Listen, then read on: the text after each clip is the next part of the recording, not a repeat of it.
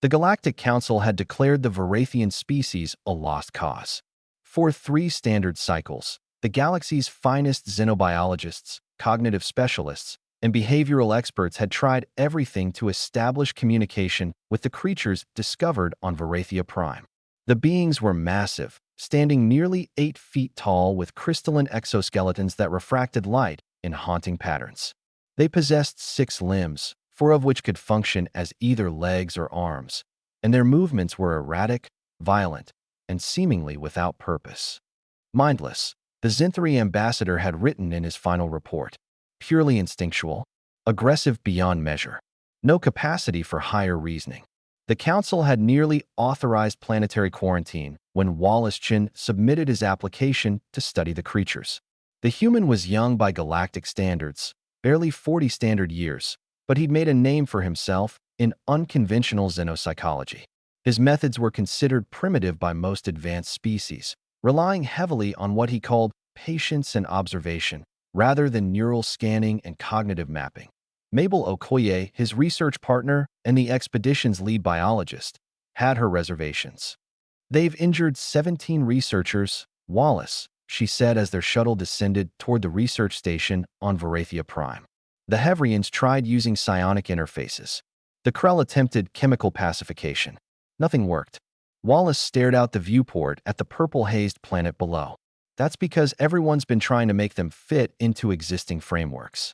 Sometimes you have to meet a species on their own terms. The research station was a fortress of force fields and reinforced walls. In the central chamber, behind layers of transparent aluminum, a single Vatheian paced endlessly. Its crystalline body caught the artificial light, casting rainbow shadows across the walls. Every few minutes, it would slam against the barrier with enough force to make the entire structure shudder. Subject 17, the station director said, a 4-armed Pelian with exhausted eyes. The most aggressive of the lot. We've kept it isolated for its own safety and ours. Wallace approached the barrier slowly. The Vatheian stopped mid-stride, its multiple eyes, dozens of them scattered across its carapace, focusing on him. "It's not aggressive," Wallace said quietly. "It's frustrated." "Ridiculous," the director scoffed. "It's a wild animal." "Then why does it pace?" Wallace asked. "Why does it strike the barrier in the same spot every time?" "That's not random violence. That's problem-solving behavior." Over the next 3 days, Wallace did something the other researchers had thought impossible. He established routine. Every morning at the same time, he would enter the observation room alone. He'd sit cross-legged on the floor, always in the same spot, and he'd do nothing but watch. The Vatheian would charge the barrier at first, but Wallace never flinched. He never fled. Mabel monitored from the control room, her heart racing every time the creature slammed against the force field.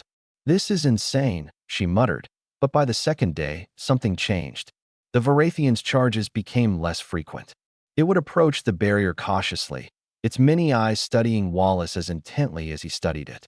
On the morning of the 3rd day, when Wallace entered, the creature was already sitting near the barrier, waiting. Wallace reached into his bag and pulled out a simple wooden chessboard, an antique from Earth, carefully preserved. He set it up on his side of the barrier and began moving pieces, playing both sides of the game. The Vatheian watched, its body absolutely still for the first time since its capture. Hours passed. Wallace played game after game, always speaking softly as he moved the pieces.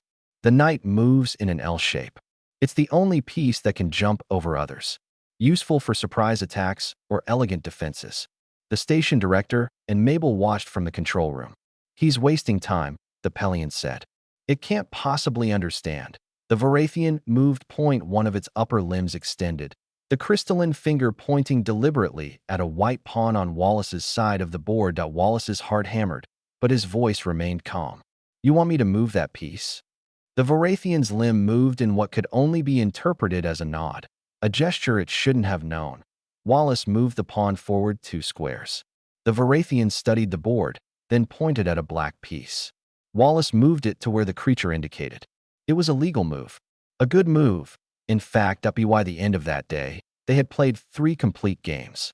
The Vatheian lost all 3, but it was learning. Its moves became more strategic with each game, more thoughtful. Mabel joined Wallace in the observation room the next morning, carrying a second chessboard. "The council won't believe this," she said, setting up her board on the opposite side of the chamber. The Varathian's eyes shifted between both humans. Then, deliberately, it moved to face Mabel's board and pointed at a piece. Within a week, the Varathian, whom Wallace had started calling Prism due to the light patterns on its carapace, was playing chess at an intermediate level. More importantly, it had stopped all aggressive behavior. The other Varathians in containment, previously kept separate, were brought together. Wallace and Mabel introduced chessboards to each containment unit. The results were staggering. Within 2 weeks, the creatures were not only playing chess with the researchers, but also with each other. More remarkably, they had begun to communicate, not through sounds, but through complex patterns of light refracted through their crystalline bodies. Each color sequence, each pattern carried meaning. "They're not mindless," Mabel said during her report to the Galactic Council. "They're incredibly intelligent, but their cognition is nonlinear. They think in patterns, in strategic possibilities. Chess gave them a framework we could both understand, a common language." Wallace stood beside her, his hand resting on the data pad that contained 3 weeks of revolutionary research. "The problem was never their capacity for intelligence. The problem was our inability to recognize intelligence that doesn't look like ours." The Zinthri ambassador, the same one who had declared the species irredeemable, leaned forward. "You're saying that a primitive human game succeeded where our most advanced technology failed?" "I'm saying," Wallace replied calmly, "that sometimes the most sophisticated solution is also the simplest one.